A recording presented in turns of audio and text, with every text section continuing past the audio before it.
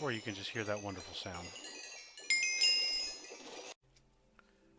Hello and welcome back to Joker's Redstone Designs. Today I bring you an update for Gold Farm 2.0 and a lot more stuff. Stay tuned.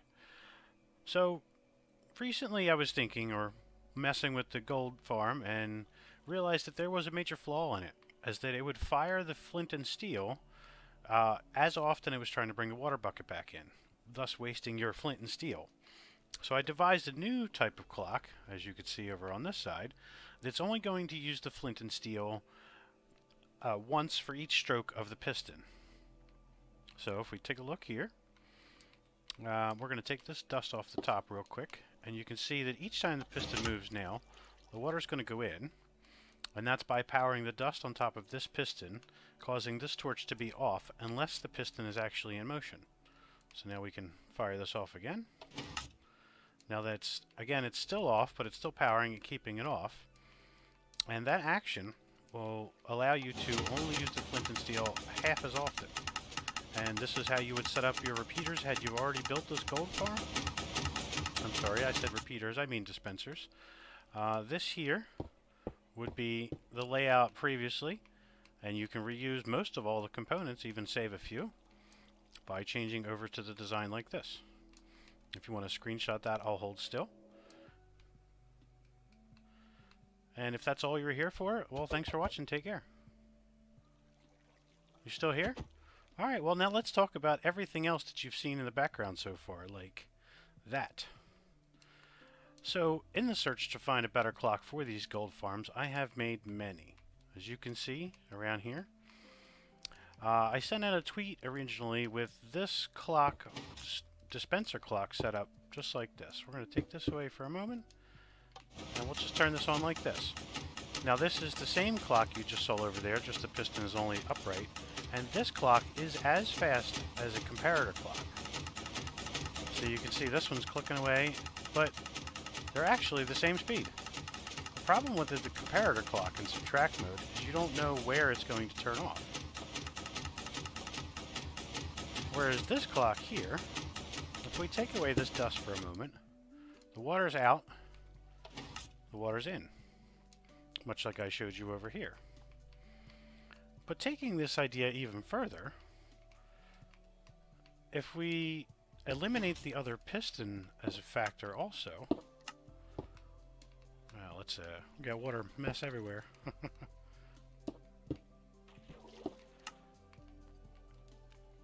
Well, this here is going to do the same thing too.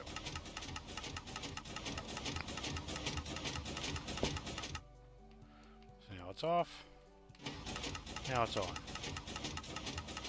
And the idea is that the redstone block is powering the dispenser and powering the dust, which powers the dispenser. So we're still working at the same speed. Let's stop making a mess there. So, in order to get this signal to travel to multiple pistons, or you can see here, I like to call this one the fire water clock, because it is so very fast. But we can move on. So if we want to extend it to multiple, say these are all portals here, you can do that by adjusting the speed and having the signal travel down the line. This one's not really firing quite right, but let's slow that down for a second. But that gives you an idea as to what I'm talking about.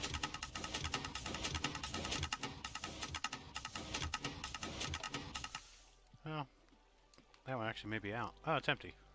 So, I'll turn this back on. Now the idea here is that when it's running this slow, and the redstone block comes up and powers this dust that travels up, do you see the length of time that this repeater is turned on? That starts to become an issue when you want to run many portals. So to alleviate that as a problem, we use an observer just to send a 1-tick pulse through. Now you can see in comparison to these two, see how long this repeater's on versus those. And this one can also be done at multiple speeds as well. Don't adjust it while it's running, of course. But here you get the same idea. Now I would have been just fine with that, and I've run this farm using this clock before, and it does run pretty well. You can't run it any faster than 4 ticks, of course, because there's 16 portals in this farm. But there are other methods. Say if we went a redstone-free design. Now this is okay, but the observers are actually too slow to update. So if I run this any faster, these actually go out of sequence. And then I just have them watching that and traveling back to make the clock. So this one powers the repeater only when it's up, and this observer sees the glass go up and down, giving you two signals.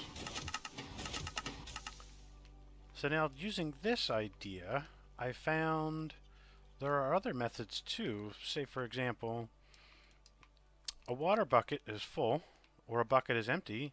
You actually get two different signals out of it. So now, using 2 dust to come up, we can power this using the comparator reading the dust that's in the bucket. And the way to stop this clock is just to break the redstone signal. So we go turn this one on. It's a little slower on the other hand. But slow is good for that farm. We don't always want to go too slow, but that also leads to, is there other methods? So now you can see this one is rather compact. The observer is facing this way because now we can make the portal itself part of the clock. So that observer is seeing the portal turn on, sending a signal down to the bucket. And then it sees the portal get broken, sending another signal down to power it. When this gets its enough power, it reaches back up, fires the flint and steel again. And there's other various ones. This one just faces forward and has it sticking out the back. These ones here, instead of watching the portal, I have an observer watching the flint and steel dispenser itself, thus making everything very compact. And still getting the same result, but slower. And with the problems that 1.16 has brought, running these clocks slower actually isn't a bad thing, so you don't build up pending ticks. If you're only running a few portals, say like this 2-portal farm, with a new Trident Killer design here, this has 12 pistons all into water streams, and then another piston down the bottom for the babies. So if we turn this one on here, and then we can turn this portal farm. Now this is using the same clock as you'd seen down there. And we can get quite a bit of pigment out of this one. And the idea is, why do all mines have water Trident Killers? This is that we can get this effect. And we can deliver that XP and items in more water streams anywhere. Let's turn these noise makers off. Wait till these guys. Now they do get killed a little slower than the dropping them into a Trident Killer, but the price to pay for killing them a little slower is building a larger Trident Killer and then delivering your XP, and perhaps maybe over here where it's quieter. You don't have to listen to all that noise. So let's turn this one off. I do have a slow single portal farm design with maybe the minimum possible resources if you just want a small gold farm and you don't need it to run incredibly fast. This one's using the method where we're just watching the dispensers, and this could be double too. As you can see, I have these extra ones here that don't need to be there. But if you wanted to, say, make 2 portals out of the same slower design, oh, and of course the Trident Killer. Now this one just has 3 pistons. It does have a few tridents in there, but again, it's the same thing. It can get the items and XP delivered anywhere you want. You can set up your water streams for your item filters. I won't be making any tutorials on item filters just this minute. There's plenty of them out there. Let's finish these guys off. Perhaps in the future I could do some. But leaving this open, you can just about use any kind of item filter you want. Alright, we'll leave off those guys. And there's a 4-portal design also I made up. Now it has a similar Trident Killer, but it does have more pistons on it. Instead of 12, this one's got 20. Or it's got 5 on each side, 21 if you count the one for the babies as well. Again, the same thing. The babies all travel down to this lower corner just to a single Trident Killer. We can turn this one on. This one is set. Now the more portals you do, the slower that you want to run this clock. This one runs nice on 2 ticks. Relatively fast, travels right through them. Now you can get it to go pretty fast by separating the time in between each of the portals, as you can see here with the repeaters. And And this one is also utilizing moving the observer. Whenever you run this clock a little bit slower, observers are okay.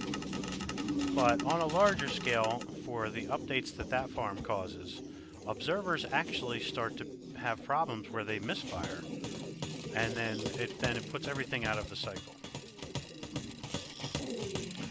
Now, I've tested almost all of those clocks, and then more that I haven't even shown today on this farm. But I found this farm... Oh, I left Pigman down there. He should be dying off any second, yeah? And we left this running. Now, this larger farm still has the same idea, so we have 16 portals, and the placement of all these farms, as you might have noticed, have these here. So you want to span as many chunks as you possibly can with your portals. I know I should have mentioned this earlier. Even this single portal, well, I mean, of course I'm not spanning any chunks there. But this double portal is spanning chunks here. And I think if we go down, perhaps the 4 portal one I think has a marker inside the Trident Killer. So that would help you determine where you want to put it. So the large portal thing, this is what you've probably been looking at so far. There's 47 pistons in here, every one of them having a trident. The reason for having so many is this makes a lot of pigment. All the water streams, they travel straight across. It isn't necessary to have the solid thing of ice. You can do individual streams. I just find that items and babies get over there quicker, just not having to be restricted to follow the water streams for this one side. And this is all blue ice. It's optional. You could use packed ice, of course. I do recommend ice, as it helps get the items out of the machine a whole lot faster than just having the water over the glass. Now that leads down to the amount of items that this farm puts out. You're definitely going to need a collection system. But that's why you can see having the water streams travel in different directions here. It can be led just about anywhere. So if you want here, I can fire this farm up here. We'll collect some of the drops and the XP from it. So I'll start by actually running it, and I'm going to send all the drops to the void for a moment. That way you can see it in running here. So we're going to fire up the Trident Killer, and we can turn on the farm. So the farm, while this is running, we can just travel right on here through for a minute. Now all the different clocks that you have seen, this is the clock that this farm is running off, but only one clock. Now coming back over here, you can see this is the clock that runs the farm. And then from here I take that signal off of that clock, and then I just send one signal down to all the different sides of the farm. And now we're getting a fair amount of pigment in here so far. The longer you let this run, you actually get quite a lot of pigment. So we can take a look down here at what's coming out of this farm so far. And I'm just pouring these straight down in the void, as you can see all these different holes here. But let's turn this off for a minute.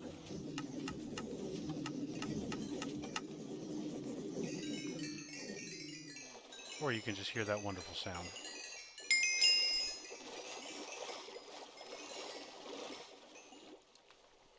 So, now that being said, I mean, I hope you guys enjoy. If you have any questions or comments, concerns, you can leave them down the bottom there. Let me know what you think, and enjoy the world download. Thanks for watching. Take care.